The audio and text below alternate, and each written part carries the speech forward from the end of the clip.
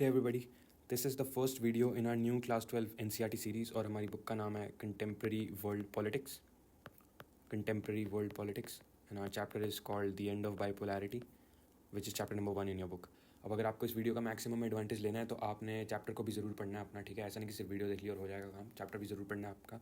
और इस चैप्टर में बहुत कुछ दिया हुआ है, तो we will study it in 3 parts, यानी 3 पार्ट्स में इसकी वीडियोज़ होंगी। पार्ट 1 यानी ये वाली वीडियो, इसमें हम सोवियत सिस्टम की कैरेक्टरिस्टिक्स क्या थे, उसको डिसइंटीग्रेट क्यों हुआ डिसइंटीग्रेट, और उसके कॉन्सिक्वेंसेस क्या थे डिसइंटीग्रेशन के, ठीक है। वो सब हम इस चैप्टर में पढ़ेंगे। बाकी गॉर्बाचेव के बारे में थोड़ा सा इन्फॉर्मेशन दिया हुआ है, वो भी हम यहाँ पे डिस्कस कर लेंगे पार्ट 1 में। ये सब पार्ट 1 में होगा आपका। पार्ट 2 में क्या होगा? पार्ट 2 में होगा आपका shock therapy and it's consequences. ये सब होगा आपका पार्ट 2 में, ठीक है, पार्ट 2 में। अब पार्ट 3 में क्या होगा? आपका इंडिया वाला हिस्सा जो दिया हुआ है एंड में, India and post communist countries की आपस में रिलेशंस क्या थी, ठीक है। ये सब होगा आपका पार्ट 3 में। अब आपने सारी वीडियोस देखनी है, सारे पार्ट्स देखने हैं आपने, ऐसा नहीं कि एक छोड़ दिया दूसरा देख लिया, वरना पूरा फ़ायदा नहीं मिलेगा, ठीक है। So let's begin the end of bipolarity, chapter number 1। अब सबसे पहले हम इस टर्म को समझ लेते हैं, सेकंड वर्ल्ड, क्योंकि बहुत ज़्यादा फ्रीक्वेंटली यूज़ होगी ये टर्म। तो सेकंड वर्ल्ड क्या था, इसका मतलब क्या होता है? आपकी वर्ल्ड वॉर 2 जब खत्म हुई तो एक नया टाइम स्टार्ट हो जाता है, which is called the cold war era. Cold war era. अब कोल्ड वॉर क्या थी?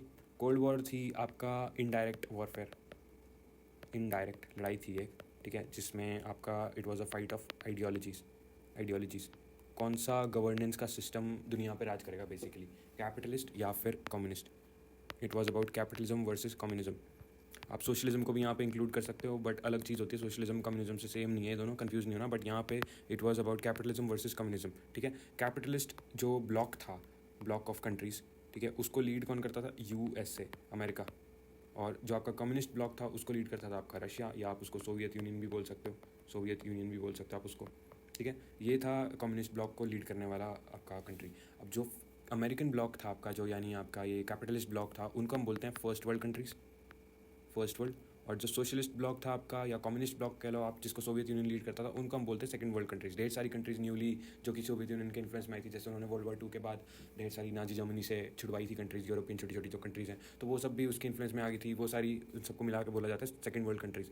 या फिर एक और टाइप का इसका एक एंगल हो जाएगा, जो कि ना कंट्रीज़ जो थर्ड वर्ल्ड में आती ना वो फर्स्ट वर्ल्ड में आती, तो उनको भी सेकंड वर्ल्ड में डाल दिया जाता था। बट वो हमारे यहाँ पे कोई काम का नहीं है, वो हमारे मतलब का नहीं है। हमारे यहाँ पे मतलब है कम्युनिस्ट ब्लॉक जो था, जो कम्युनिस्ट आइडियोलॉजी या सोशलिस्ट आइडियोलॉजी भी कह सकते हैं आप उनको, मतलब दोनों अलग लोग होती हैं, बट यहाँ पे इस डिस्कशन में हम उनको एक साथ रख रहे हैं। तो ये सब सेकंड वर्ल्ड कंट्रीज़ कहलाई जाती थी।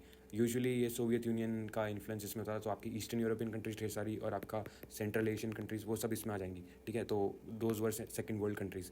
अब second world countries, first world countries, आपकी कोल्ड वॉर हो रही थी, ठीक है, कोल्ड वॉर हो रही थी। इसका हाइट, जब ये कोल्ड वॉर मैक्सिमम थी, मतलब बहुत ज़्यादा हाइट पे थी, बहुत ज़्यादा टेंशन बहुत ज़्यादा हाई थी, तब एक वॉल बनी थी which is called the Berlin wall, Germany में।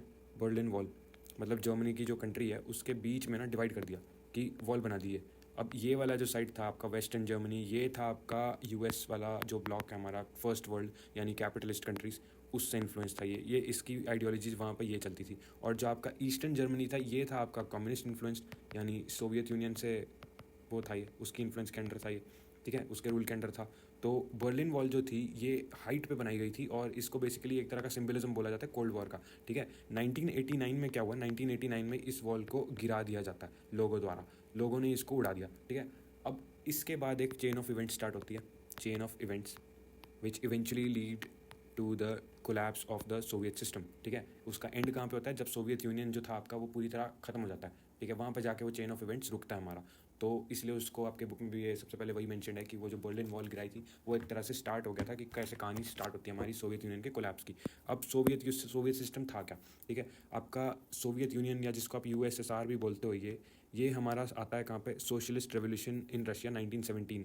यहाँ पे आपके रशिया में सोशलिस्ट रेवोल्यूशन होता है 1917 में, ठीक है, जहाँ पे आपका सोशलिज्म एस्टैब्लिश होता है। बेसिकली वो कैपिटलिस्ट के अगेंस्ट होता है, तो कैपिटलिज्म के अगेंस्ट होता है। वहाँ एक रेवोल्यूशन से, जिसको आप रशियन रेवोल्यूशन 1917 वाला भी बोलते हो, तो वो सोशलिस्ट रेवोल्यूशन होता है, जहाँ से आपका यूएसएसआर एस्टैब्लिश, आपका यूएसएसआर बनता है। यूएसएसआर मतलब union of Soviet socialist Republic, Soviet union आपका एस्टैब्लिश होता है वहाँ पे। मतलब एक इगैलिटेरियन सोसाइटी की, सबको पब्लिक रूल होगा और सबको मिनिमम फैसिलिटीज़ मिलेंगी, वो सब, ठीक है। It was centred around communist party, एक ही पार्टी होती है और वही सब कुछ हैंडल करेगी, वही सारा कुछ कंट्रोल करेगी। It was centred around communist party, ठीक है, सोवियत सिस्टम आपका। वर्ल्ड वॉर 2 हुई और वार्सा पैक्ट, अब वॉर्सो पैक्ट था क्या? वॉर्सो पैक्ट था आपका वर्ल्ड वॉर टू के बाद, जब ढेर सारी, हमने जैसे पहले भी बात करी, ढेर सारी ईस्टर्न यूरोपियन छोटी छोटी कंट्रीज थी, वो हुई थी फ्री। ठीक है, उसको उनको एक तरह से सोवियत यूनियन ने हेल्प करी थी। हेल्प एज इन उनको छुड़वा दिया था ना नाजी रिजीम वगैरह से। तो अब उनसे छुड़वा दिया तो वो अपने अंडर ले आए, उनको सेकंड वर्ल्ड का पार्ट बना लिया था सोवियत यूनियन ने। या तो उनकी ढेर सारी इन्फ्लुएंस थी, या फिर ऑब्वियसली सोवियत यूनियन का पार्ट बन गई थी वो सारी कंट्रीज। इन्होंने मिलकर साइन करा वॉर्सो पैक्ट। वॉर्सो पैक्ट क्या था? Military alliance. ये था मिलिट्री अलायंस। मिलिट्री अलायंस का मतलब क्या होता है? मिलिट्री अलायंस का मतलब होता है कि आप सपोज करो इस पैक्ट के मेंबर हो अगर आप, ठीक है, आप और ढेर सारी कंट्रीज़, आप और ढेर सारी कंट्रीज़, अगर इनमें से किसी भी एक कंट्री पे अटैक होता है, सपोज अटैक हो गया इस कंट्री पे, उनका कोई इन्वॉल्वमेंट नहीं है, उनका कोई लेना देना भी नहीं है एनिमी जो अटैक कर रहा है, ठीक है, अटैक जो करने वाली कंट्री है, उनसे इनका कोई लेना देना नहीं है। बट क्योंकि वॉर्सो पैक्ट की मेंबर थी ये वाली अटैक्ड कंट्री, और आप बाकी की सारी भी कंट्रीज़ मेंबर है वॉर्सो पैक्ट की, तो ये सारी उसके बिहाफ पे उसको पहुंच जाएंगी, उसको हेल्प करने, सेव करने, उसके बिहाफ पे सारे एक साथ लड़ने पहुंच जाएंगे। ठीक है, that's called a military alliance. कि एक पे अगर हुआ तो बाकी सारे आप उसको अटैक करने, हेल्प करने पहुंच जाएंगे। ठीक है, तो वॉर्सो पैक्ट ये था। अब ये क्या दिखाता है? ये दिखाता है हमें यूएसएसआर का कितना बोलबाला था। यूएसएसआर, हमने जैसे पहले बात करी, विक्टोरियस निकला ना after world war two, super power बन के निकला वो अलॉन्ग विद यूएसए। तो उसका इतना सिग्निफिकेंस था, उसकी इतनी पावर थी कि उन्होंने ये साइन करवा दिया वॉर्सो पैक्ट। मतलब काफ़ी फेमस पैक्ट है यूपीएससी स्टूडेंट्स के लिए, स्पेशली ये इंपॉर्टेंट चीज़ है। तो वॉर्सो पैक्ट ये था। अब यूएसएसआर काफ़ी हाइट पे था अपनी, उसके रिसोर्सेज बहुत अच्छे थे, उसके पास ढेर सारे, it was rich in resources, उसकी इकोनॉमी बहुत अच्छी थी। ठीक है, अच्छी परफॉर्मिंग इकोनॉमी थी। Obviously not as good as USA, except USA या वेस्टर्न कंट्रीज़ कह लो, उनके उनके बराबर नहीं थी, उनके जितनी अच्छी नहीं थी, but still it was good enough. बाकी की दुनिया से तो बहुत अच्छा परफॉर्म कर ही रहा था ना यूएसएसआर, तो वो अच्छा हाइट पे था। उसके पास उसका उसका जो नेटवर्क ऑफ कम्युनिकेशन था, जिससे आप ट्रैवल कर सकते हो, या फिर आपके रेल नेटवर्क, या आप कैसे एक दूसरे से इंटरेक्ट करोगे, आपका कंट्री में आप अलग अलग लोगों को जोड़ रहे हो। ठीक है, ये भी उसका अच्छा था। तो ये भी उसका एक पावर का वो था, सिंबलिज्म। उसकी डोमेस्टिक कंज्यूमर इंडस्ट्री सब कुछ प्रोड्यूस करती थी, हर एक छोटी सी चीज़ से लेके बड़ी चीज़, हर एक चीज़ प्रोड्यूस होती थी। क्यों होती थी? क्योंकि it was a socialist country, right? Socialist revolution हुआ था ना। सोशलिस्ट रेवोल्यूशन क्या था? It was a major, first time इतना बड़ा अटेम्प्ट हुआ था प्राइवेट ओनरशिप वाला जो सिस्टम है उसको हटाने का। ठीक है, जो कि सक्सेसफुली रेवोल्यूशन आया था ये, उसकी वजह से, इसलिए तो सोवियत रेवोल्यूशन यहाँ से आपके यूएसएसआर इस्टेब्लिश हुआ था, जिसमें आपका ये प्राइवेट सिस्टम जो है वो हटा दिया था, और पब्लिक ओनरशिप को आपने एस्टैब्लिश कर लिया था, पब्लिक ओनरशिप के सिस्टम को एस्टैब्लिश कर लिया था आपने। ठीक है, और सब कुछ कंट्रोल इसमें क्या होता था? कम्युनिस्ट पार्टी के द्वारा। एक ही पार्टी एग्जिस्ट करेगी, और कोई ओपोजिशन भी नहीं होगा, और कुछ नहीं होगा, सब कुछ इसके अराउंड घूमेगा, हर चीज़ ये कंट्रोल करती थी। सोशलिज्म में क्या होता है? आपका बेसिक फैसिलिटीज़ जो होती है ना, वो प्रोवाइड होती है, बेसिक मिनिमम फैसिलिटीज़, जैसे आपका खाना हो गया, फूड, पानी, शेल्टर, या फिर आपको एक मिनिमम लाइवलीहुड देना, वो सब। ठीक है, आपकी बेसिकली आपकी जो बेसिक नीड्स होती हैं हेल्थ वगैरह से रिलेटेड, सबको फ्री में एक थोड़ा सा चेकअप मिलना ही चाहिए, वो सब टाइप की चीज़ें सोशलिज्म में आपको अवेलेबल मिल ही जाती हैं। तो ये आपके सोवियत यूनियन में था, और ढेर सारे लोग को ऑब्वियसली काफ़ी ये सिस्टम अट्रैक्टिव लगता था कि वाह जी, सबके लिए मदद है। क्योंकि कैपिटलिज्म सिस्टम को देखो ना, उसमें क्या होता है? उसमें होती है फ्री मार्केट, उसमें होता है फ्री मार्केट वाला सिस्टम। फ्री मार्केट में क्या होता है कि भाई तुम में टैलेंट है तो तुम परफॉर्म अच्छा करोगे, और तुम में टैलेंट नहीं है तो तुम फिर गरीब बन जाओगे। बस उसमें ऐसा खुला राज होता है कि अपने हिसाब से जो उसकी एबिलिटी है उसके हिसाब से बंदा सेट हो जाएगा। सोशलिज्म या कम्युनिज्म में अलग सिस्टम होता है कि हर किसी को एक मिनिमम केयर तो मिलनी चाहिए। ठीक है, चाहे उसकी कैपेबिलिटीज़ कैसे भी हों, बट एक हर किसी को एक बेसिक नेसेसिटीज़ ऑफ लाइफ तो प्रोवाइड होनी चाहिए, सबको वेज मिलनी चाहिए, चाहे वो काम करे ना करे, कुछ तो उनको पैसा ही मिलना चाहिए। ठीक है, तो ये था आपका सोवियत सिस्टम। ये ढेर सारे लोगों को मतलब काफ़ी अट्रैक्टिव लगता था। बट इसका डिक्लाइन कैसे स्टार्ट हुआ? इसका डिक्लाइन हुआ कि it started to become too bureaucratic and authoritarian. अब अथॉरिटेरियन का क्या मतलब हुआ? कि दम पावर के रूल पे आप बेसिकली, कि आप हार्ड डंडे के दम पे आप अपनी पावर इस्टेब्लिश कर रहे हो। ठीक है, आप फ्रीडम को छीन के, जब आप when you take away free will, या फ्रीडम को आप जब हटा देते हो, फ्रीडम को आप रिड्यूस कर देते हो, उसको बोलते हैं अथॉरिटेरियनिज्म। जब आप उसके बेसिस पे रूल करते हो ना, फ्रीडम छीन के रूल करते हो, दैट इज़ कॉल्ड अथॉरिटेरियनिज्म। तो Soviet system started to become too authoritarian. ठीक है, अब जब आपका सब कुछ ही सेंटर्ड होगा एक ही पार्टी के अराउंड, ऑपोजिशन आपने है नहीं, इसको आप क्वेश्चन भी नहीं कर सकते, सब कुछ जो ये पार्टी बोलेगी वही माना जाएगा, तो भाई अथॉरिटेरियन तो बनेगा ना वो, तो वो बन गया। और ब्यूरोक्रेटिक मतलब, ब्यूरोक्रेसी मतलब वही कि सरकारी बाबू वाली हरकतें, कि उसी काम में टक जाना, काम कभी आपके निपट ही नहीं रहे, बस उसी में गाड़ी आपकी चलती जा रही है। करप्शन बहुत बढ़ने लग गया था। ठीक है, हाई हो गया था। और रेड टेपिज्म जिसको आप कहते हो, रेड टेपिज्म यानी काम कभी हो ही नहीं रहे। ठीक है, तो वो भी बहुत ज़्यादा हाई हो गया था। तो it started to become too bureaucratic and authoritarianism.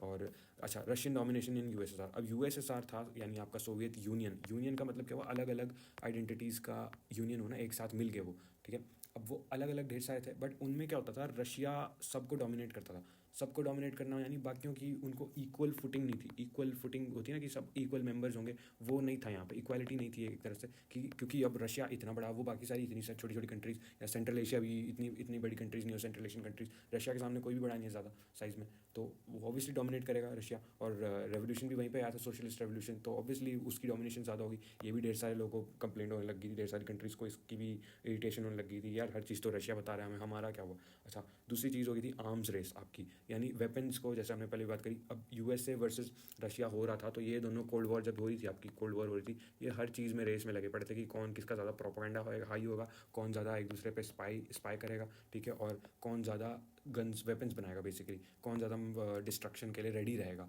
क्योंकि पता नहीं ना किसी को, दोनों डरे हुए हैं कि आपस में लड़ाई स्टार्ट हो सकती है कुछ भी, तो दोनों के दोनों रेस में लगे हुए हैं कि भाई ज़्यादा जल्दी से जल्दी हमें वेपन्स बनाने, ढेर सारे बनाओ, तो वो रेस लगी पड़ी है। ये अपने इंस्टेड ऑफ जो इसका प्रॉब्लम आ रही थी करप्शन वगैरह की, उसको तो सॉल्व कर नहीं रहे थे, ठीक है, आर्म्स बनाने में लगे हुए हैं, तो उससे आपका सिस्टम खराब हो गई ऑब्वियसली। और inferior technology and productivity, obviously जैसे हमने पहले बात करा कि इनकी अच्छी थी, इनका अच्छा था system, but it was not up to the same standard as western counterparts, यानी जो कैपिटलिस्ट कंट्रीज थी उनके जितना अच्छा नहीं था इनकी टेक्नोलॉजी और इनकी प्रोडक्टिविटी, बाकी की दुनिया से बेटर था बट उनके जितना अच्छा नहीं था, जिसकी वजह से अगेन वो सोवियत सिस्टम खराब होने लगा, उसका डिक्लाइन स्टार्ट होने लगा। पहले से ही हो रहा था, ये बेसिकली लेट 70s से ही स्टार्ट हो गया था और इवेंचुअली 1991 में इसका जाके कोलैप्स हो जाता है, ठीक है।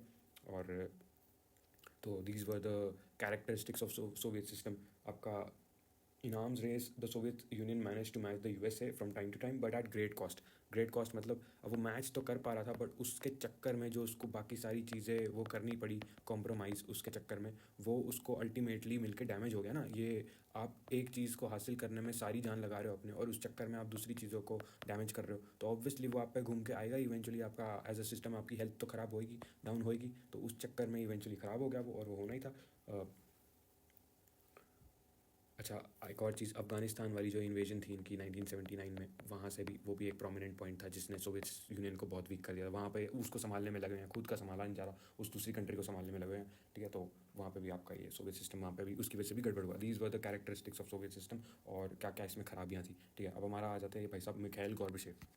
अब ये जो भाई साहब हैं, इनको 1985 में कम्युनिस्ट पार्टी का जनरल सेक्रेटरी बनाया जाता है, ठीक है, 1985 में, कि आओ जी आप जाके अब आप सिचुएशन संभालो, ये सब क्या हो रहा है, इसको ठीक करना होगा, ठीक है। तो इनको general secretary of communist party of Soviet union आपकी जो है, उसको उनका जनरल सेक्रेटरी इनको बनाया जाता है, ठीक है। इनसे एक्सपेक्टेशन बहुत थी कि ये संभालो, इतना जो सिस्टम ख़राब हो रहा है, बिल्कुल ही ख़त्म होने की कगार पे है, इनसे इनके ऊपर प्रेशर भी बहुत था, ठीक है। तो ये इनकी बड़ी स्टोरी इंटरेस्टिंग है कि इन्होंने क्या ट्राई करा, इन्होंने ट्राई करा वेस्टर्न कंट्रीज से आप जो रिलेशंस हैं उनके साथ नॉर्मलाइज़ करने की, ठीक है। वेस्टर्न रिलेशंस को इन्होंने नॉर्मलाइज़ करने की सोची, क्योंकि उससे पहले क्या होता था, बहुत ज़्यादा प्रोपोगेंडा होता था। प्रोपोगेंडा मतलब नकली न्यूज़ का वाइड स्प्रेड अवेलेबिलिटी, ठीक है। हर कोई बेसिकली एक हुआ मचा रखा है कि ऐसा है वैसा है, कोई भी सच किसी को नहीं पता, प्रोपोगेंडा के बेसिस पे या मिस इन्फॉर्मेशन के बेसिस पे आपकी गाड़ी चली पड़ी। तो प्रोपोगेंडा बहुत ज़्यादा था उससे पहले, और बड़ा ही क्लोज्ड ऑफ था सोवियत यूनियन, बड़ा ही क्लोज्ड ऑफ था बाकी की दुनिया से, as in specially western world के साथ तो उसका कोई इंटरेक्शन था ही नहीं बहुत उसको, क्योंकि अब भाई लोगों को बताने लग गया आपकी लोगों को पता लग गया कि वेस्टर्न कंट्रीज आपसे बेटर है, वो आपसे बेटर परफॉर्म कर रहे हैं, तो ऑब्वियसली आपको तो गड़बड़ हो जाएगा ना, लोग तो रिवोल्ट कर देंगे, तो लोगों को बेवकूफ़ बना के रखना पड़ेगा आपको, इसलिए इट वॉज क्लोज्ड ऑफ, ठीक है, क्लोज्ड ऑफ। तो उनको कुछ ज़्यादा पता नहीं होता था वेस्टर्न वर्ल्ड में हो क्या रहा है, उनको ये बस ये बताया जाता था कि वहाँ पे तो बहुत ज़्यादा ख़राब सिस्टम है और हमारा बेस्ट सिस्टम है, हमारा सोवियत सिस्टम, हमारा कम्युनिस्ट सिस्टम, सब कुछ सही है। तो उस चक्कर में काम ख़राब होने लगा, जिनकी वजह से इनको इवेंचुअली बुलाया गया, ये इलेक्ट हुए थे जनरल सेक्रेटरी। अब इन्होंने ट्राई करा वेस्टर्न कंट्रीज़ के साथ रिलेशंस को नॉर्मलाइज़ करने की, सोचा कि चलो थोड़ा रिफॉर्म्स लाया जाए। इन्होंने रिफॉर्म्स लाने की कोशिश करी, ठीक है, रिफॉर्म्स लाने की कोशिश करी। अब ये क्या हुआ, इनका सीन इतना ख़राब हो गया ना कि ना ये इधर के रहे ना ये उधर के रहे। एक तरफ इन्होंने रिफॉर्म्स लाने की कोशिश करी, तो इनसे ढेर सारे लोगों को एक्सपेक्टेशन थी कि ये आके सिचुएशन को ठीक करेंगे, और सारे लोगों को ये लग रहा था क्योंकि ये रिफॉर्म्स कर रहे हैं तो सब कुछ सही हो जाएगा, ठीक है, आपका गाड़ी वापस पटरी पे आ जाएगी। बेसिकली वेस्टर्न कंट्रीज़ के साथ जब आप रिलेशंस को नॉर्मलाइज़ कर लोगे, तो ढेर सारे इनके जो बेसिकली सपोर्टर्स थे उनको भी ये लगता था कि हाँ ये तो अब थोड़ा तो ठीक हो ही जाएगा, चेंज आएंगे, ठीक है। और नॉर्मलाइज़ करने के बाद वो हुआ नहीं, ठीक है, वो हो गया बैकफायर एक तरह से, जो कि नॉर्मलाइज़ करने का अटैम्प्ट था वो हुआ ही नहीं, गड़बड़ और होने लगी। और दूसरे थे जो इसके एंटी थे, जो इसके अगेंस्ट थे, इस बंदे के अपने, जो कि इसके क्रिटिक्स थे कि तुम ये क्यों नॉर्मलाइज़ करने की कोशिश कर रहे हो, हमारी बेसिकली वो होते हैं ना नेशनलिस्टिक टाइप के लोग कि सब कुछ ही हमारा ही सब कुछ बढ़िया, ईगो उनका जिनका टू हाई होता है, ईगो प्रॉब्लम जिनका, इंडिविजुअलिस्टिक ईगो इतना हाई हो जाता है कि वो अपनी प्रॉब्लम्स को रिकग्नाइज करने से ही मना कर देते हैं, डिनाइल में रहते हैं वो। तो वो टाइप की भी जनता होती जो कि इनको पसंद नहीं करती थी कि यार तुम क्यों रिफॉर्म करने की कोशिश कर रहे हो, तुम क्यों इसको लिबरलाइज करने की कोशिश कर रहे हो, हमारा सब कुछ बढ़िया, हमारी वन पार्टी सिस्टम सब कुछ सही है। तो ऐसे लोगों को कुछ भी गलत नहीं दिखता अपने सिस्टम में। तो ये भी इससे नाराज़ थे, अपने मिखाइल गॉर्बाचेव बंदे से इससे नाराज़ थे, ठीक है। और जब इसने रिफॉर्म्स लाने की कोशिश करी, वो जब बैकफायर हुआ तो फिर इन्होंने बोला कि देखो हमने तो कहा ही था, ठीक है। मतलब इनका कोई बनता नहीं बोलना, क्योंकि इनकी वजह से गड़बड़ हुआ था, बट ये इनको भी मौका मिल गया ऐसे बंदे को क्रिटिसाइज़ करने का, डिस्पाइट द फैक्ट कि वो तो सही काम करना चाह रहा था, ठीक है। तो ये अपनी बकवास करनी स्टार्ट कर दी इन लोगों ने कि यार तुमने तो देखो रिफॉर्म ला के तुमने कितना गड़बड़ कर दिया, हमारा सिस्टम बहुत सही था। अब ये क्रिटिक्स इनसे भी इनको सपोर्ट नहीं मिला, और जो सपोर्टर्स थे, क्योंकि वो सपोर्टर्स क्यों थे, उन्होंने ये एक्सपेक्ट करा था कि ये रिफॉर्म्स लाने से सारा कुछ सिस्टम ठीक होगा, बट वो भी नहीं हुआ। तो वो जो सपोर्टर्स थे वो भी हट गए इनके पीछे से, इनका सारा काम ही गड़बड़ हो गया। इवेंचुअली ऑब्वियसली आपका सोवियत सिस्टम आपका कोलैप्स हो गया कम्प्लीटली, ठीक है। और ब्लेम करते हैं ढेर सारे लोग मिखाइल गॉर्बाचेव को, but he should not be blamed, क्योंकि रीजन्स तो जैसे हमने पहले भी पढ़ा, रीजन्स तो ढेर सारे थे ना। ये तो बस उस टाइम पे इलेक्ट हो गए, तो अब और क्या करते हैं। तो वो तो बस ये तो बस फेस बन के रह गए कि सब लोगों ने ब्लेम कर दिया, बट गड़बड़ तो ढेर सारे टाइम पहले से हो रही थी आपकी, 10-15 सालों से ही हो रही थी गड़बड़। वो सब मिला के कलेक्टिवली जब गड़बड़ हुई तो फिर आपका सिस्टम ख़राब हो गया सारा, और इनको एक तरह से बलि का बकरा बना दिया, स्केपगोट कर दिया इनको। तो इनको एक्सक्लूसिवली ब्लेम करना गलत होगा, ठीक है। और इन्होंने जो भी चाहा, बट बस वो जो सर्कमस्टांसेस थे उसके हिसाब से थोड़ा गड़बड़ हो गया सीन, जिसकी वजह से ढेर सारे लोग इनको ब्लेम कर देते हैं, बट करना नहीं चाहिए ज़्यादा, ठीक है। वो बस सिचुएशन ऐसी, वो होना ही था कोलैप्स, ये आते ना आते कोई और आता, वो होना ही था सिस्टम कोलैप्स, ठीक है। यहाँ पे हमारा मिखाइल गॉर्बाचेव वाला हिस्सा एंड होता है। Now will move on to the next category, disintegration of Soviet Union. कैसे हुआ, क्यों हुआ, ठीक है, क्यों हुआ ये। First, economic stagnation. अब इकोनॉमिक स्टैग्नेशन मतलब इकोनॉमी आपकी बढ़ ही नहीं रही है आगे, वो रुक के रह गई है एक जगह पे, ठीक है। अब यार आप अपना सारा रिसोर्सेज को आप न्यूक्लियर वेपन्स बनाने में लगा रहे हो, या दूसरे टाइप के वेपन्स बनाने में लगा रहे हो, आप आर्म्स रेस में लगे हुए हो, तो आपकी इकोनॉमी चलेगी कहाँ से। सारा तो आपने जितने भी आपके रिसोर्सेज थे वहाँ एक ही जगह आपने डाल दिए, ठीक है। बाकी सारी जितनी जो जगहें थी वो आपने उसको इग्नोर कर दिया, उनको बेसिकली आपने डिसमिस कर दिया। तो इकोनॉमी तो आपकी ख़राब होगी, आपके जितने भी इकोनॉमिक इंस्टीट्यूशंस थे वो सारे आपके गड़बड़ हो गए हैं, वो सारे आपके करप्शन में चले गए हैं, करप्शन या रेड टेपिज्म कह लो, ठीक है। ब्यूरोक्रेसी इतनी ज़्यादा आपकी डीपली वो करप्ट हो गया और इतना ज़्यादा ब्यूरोक्रेटिक हो गया सब कुछ, तो ऑब्वियसली इकोनॉमिक स्टैग्नेशन तो होना ही था। वो डिसइंटीग्रेट इवेंचुअली करेगा ही आपके सिस्टम को। इकोनॉमिक स्टैग्नेशन की वजह से आप इकोनॉमी आपकी बढ़ नहीं रही है ना, आप वर्ल्ड के साथ ओपन हो नहीं आप दुनिया के साथ, तो आप कहाँ से इंटरेक्ट करोगे बाकी दुनिया से। आपकी इकोनॉमी दूसरी इकोनॉमी इसके साथ बिजनेस नहीं करेगी, तो फिर कैसे होगा सिस्टम, कहाँ से चलेगा, है ना। ऑब्वियसली फिर डिसइंटीग्रेट होगा ही। Over emphasis on nuclear and military capability, obviously जैसे हमने अभी मेंशन करा, उसी पे लगे हुए हैं कि कैसे हम बनाएं वेपन्स, उसी में। अब बाकी तो देख लो, बनाने के लिए लोग ही नहीं जिंदा रहेंगे, तो आप कहाँ से बनाओगे वेपन्स। Citizens became enlightened. अब लोगों को पता लगने लग गया कि यार वेस्टर्न वर्ल्ड में हो रहा है, और जो हमें बताया जा रहा था वो तो नकली है, उसे ही तो बोलते हैं ना प्रोपोगेंडा, उसे ही बोलते हैं। लोगों को रियलाइज़ होने लग गया कि हमें तो बेवकूफ़ बना के रखा हुआ था आज तक, और हमें बोला जा रहा था कि बाहर की दुनिया बड़ी बेकार है और हमारा एक सिस्टम बेस्ट है। बट उनको पता लगने लग गया कि कैपिटलिस्ट कंट्रीज़ की जो क्वालिटी है दैट वाज फार सुपीरियर, इनसे तो बहुत बेटर है, ठीक है। और वहाँ पे फ्रीडम भी ज़्यादा है, लोगों को पता लगने लग गया। और जब लोग खुश नहीं होते तो फिर आपका सिस्टम तो ऑब्वियसली इवेंचुअली कोलैप्स करने के पाथ पे स्टार्ट हो ही लेता है ना। तो वही हुआ, failure of political and administrative machinery. अब सिर्फ इकोनॉमिक स्टैग्नेशन नहीं था, ये दोनों भी थे, ठीक है। आपकी जो पॉलिटिकल मशीनरी है वो भी करप्ट, वो भी स्लो चल रही है, ब्यूरोक्रेसी इतनी ज़्यादा, वो किसी काम के नहीं हुए हैं। बाकी जो आपका एडमिनिस्ट्रेशन था आपका, जो ये मतलब सपोज करो जैसे इंडियन कॉन्टेक्स्ट में, मतलब आपके IAS ऑफिसर वगैरह, IPS, ये सब एडमिनिस्ट्रेटिव मशीनरी थी आपकी, वो भी ठप पड़ी हुई है। ठप पड़ी हुई मतलब उसमें या तो करप्शन हो रखा है या फिर वो कुछ कर ही नहीं रहे वो बस। और ऊपर से ज़्यादा वो अपने ही लोगों को मारने पे, जैसे ब्यूरोक्रेसी हमेशा ही करप्शन के बहुत ज़्यादा वल्नरेबल होती है। इंडिया में भी आपने जैसे देखा ही है कि ब्यूरोक्रेसी कितनी बदनाम है ना। वही सरकारी बाबू वाला कल्चर, हर चीज़ पैसे दे के कराओ, ऊपर से वो उनको अपनी पोजीशन बड़ी पसंद आ जाती है, तो वो उस पोजीशन को जाने नहीं देते। तो वो क्या करते हैं, जो मैक्सिमम खाने की कोशिश करते हैं, और बेसिकली पैरासाइट की तरह वो लोग आपकी इकोनॉमी को चूस के ख़त्म कर देते हैं, बिल्कुल ही पैरासाइट्स की तरह। और जो जनरल लोग हैं उनको तो वो और ज़्यादा बुरी तरह ट्रीट करते हैं, बहुत ज़्यादा उनसे काम ख़राब करवाते हैं। और नेक्स्ट हमारा Gorbachev's attempts to fix things backfired. ये जैसे अभी पहले हमने डिस्कस करा, उन्होंने बेचारे ने जो भी ट्राई करा वो सीन ख़राब ही होना था। ये पैराडॉक्सिकल सिचुएशन होकर रहेगी थी, क्योंकि आपका सिस्टम ऐसा हो गया कि अगर आप उसको उसको खोलोगे नहीं, अगर आप उसको ओपन नहीं करोगे तो भी वो मरेगा, ठीक है, और अगर आपने उसको ओपन करा वो तो भी मरेगा। ऐसा हो गया था सिस्टम। इसीलिए ये चाहे जो भी करते इनका काम खराब ही होना था। Gorbachev's attempts to fix things backfired. अब फिक्स थिंग्स यार, फिक्स बंदा करने के लिए, अब फिक्स करने के लिए वही अगेन पैराडॉक्स वाली चीज़ होगी ना। आपका क्लोज्ड ऑफ इतना ज़्यादा सिस्टम था, क्लोज्ड ऑफ आपका इतना ज़्यादा सिस्टम था, आप अगर उसको आपको कुछ भी बचाना है आपको वो खोलना पड़ेगा, ठीक है, और वो जो खोलना पड़ेगा उसमें तो फिर वो पक्का ख़राब होएगा, फिर पक्का कोलैप्स होएगा, ठीक है। तो obviously it was a lost situation. आपने आपने इस साइड जाना था, आपने तब भी हारना था, उस साइड जाना था तब भी हारना था।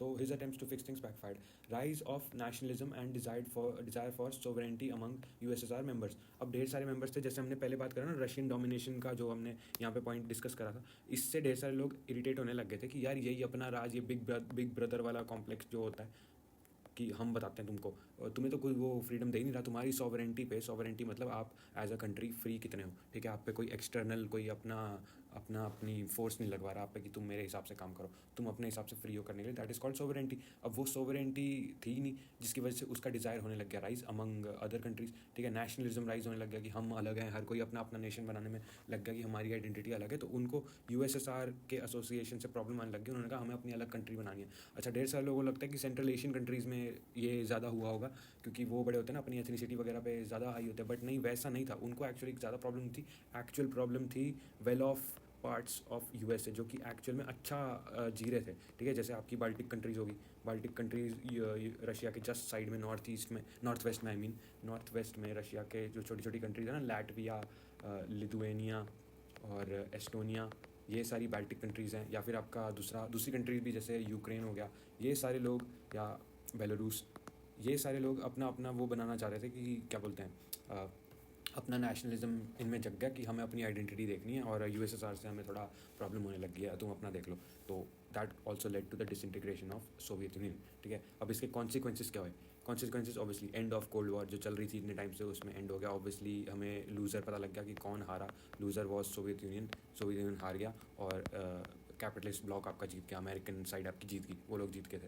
And of cold war, cold war खत्म होगी। चेंज इन पावर रिलेशंस या rise of unipolarity. Power relations जो थे, इससे पहले क्या होता था, बाइपोलर वर्ल्ड था। बाइपोलर मतलब दो पावर सेंटर्स थे, ठीक है, टू पावर सेंटर्स, एक था आपका यूएस और दूसरा था आपका सोवियत यूनियन, ठीक है, या रशिया भी कह सकते हो आप। ये दो पावर सेंटर्स थे। इससे पहले था बाइपोलर वर्ल्ड, पोल मतलब पावर का पोल, ठीक है, खंबा। तो बाइपोलर वर्ल्ड था, ये हो गया change, end of bipolarity, power relation जो थी वो चेंज होगी। अब था यूएसए का डोमिनेंस, यूनिपोलैरिटी यानी एक ही खंबा, यानी एक ही पावर का रोल है, एक ही पावर सेंटर बन गया जो कि राज कर रही है, विच वॉज यूएसए, ठीक है। और एक इसके साथ साथ मल्टीपोलैरिटी भी इवेंचुअली राइज होती है, ढेर सारी बाकी कंट्रीज़ भी थोड़ी पावरफुल होने लगी थी। चाइना हो गया, जैसे इंडिया तो नहीं कह सकता बट उसका भी सिग्निफिकेंस आ गया था, या जापान वगैरह। तो चलो जापान तो पहले भी था पावरफुल, बट चाइना का भी राइज होने लग गया था। तो पावर रिलेशन चेंज होने लग गई, but primarily it was unipolar, American dominance था बेसिकली ऑलमोस्ट नेक्स्ट 20 साल के लिए खुला अमेरिकन राज।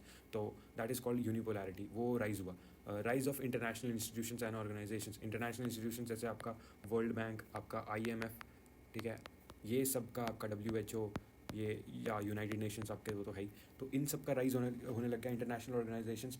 अब जब आप कोलैप्स कर रहे हो, आपको फिर बाकी की दुनिया से इंटरेक्ट करना होगा ना, इंटरेक्ट करना होगा, आपको अपनी इकोनॉमी भी सुधारनी होगी, या आपको दूसरी चीज़ें भी फिक्स करनी होगी। आपको वो फिक्स करना है तो आपको इंटरनेशनल ऑर्गेनाइजेशन या इंस्टीट्यूशन से बात करनी होगी, उनकी थोड़ी डिमांड्स वगैरह जो हैं वो भी आपको माननी पड़ेगी ना आपको, अगर अपना सिस्टम ठीक करना है तो, क्योंकि वो आपको हेल्प प्रोवाइड करेंगे। इसलिए उनका भी राइज हुआ, क्योंकि भाई देखो जब इतनी आपकी सुपर पावर थी उसको हेल्प करने के लिए अब ये लोग आ रहे हैं, तो ऑब्वियसली उनकी क्रेडिबिलिटी बढ़ेगी, तो इनका राइज हुआ। इमर्जेंस ऑफ न्यू कंट्रीज़ मतलब ऑब्वियसली जो आपकी ढेर सारी जो यूएसएसआर की कंट्रीज़ थी, वो सब पहले क्या था, यूएसएसआर था वो सब कुछ, या सोवियत यूनियन बोला जाता था उनको, यूनियन बोलते थे ना उनको अब वो सारी होगी अलग अलग, अपनी अपनी कंट्रीज से जानी जाती हैं वो लोग, ठीक है। रशिया हो गया, ऑब्वियसली यूक्रेन हो गया, एस्टोनिया हो गया, लिथुएनिया हो गया, या ढेर सारी जो सेंट्रल एशियन कंट्रीज़ थी, आपका ये कज़ाकिस्तान, किर्गिस्तान, ये सब, ताजिकिस्तान, ये सारी भी अलग अलग होगी। तो ढेर सारी न्यू कंट्रीज़ आ गई। As a matter of fact, जो हमने पहले नेशनलिज्म वाला जो पॉइंट बात करा, वो रशिया में भी एक्चुअली था। रशिया के भी लोग आपस में वो लोग चाह रहे थे कि हमें भी भाई, हमारी तो रशियन कंट्रीज़ है,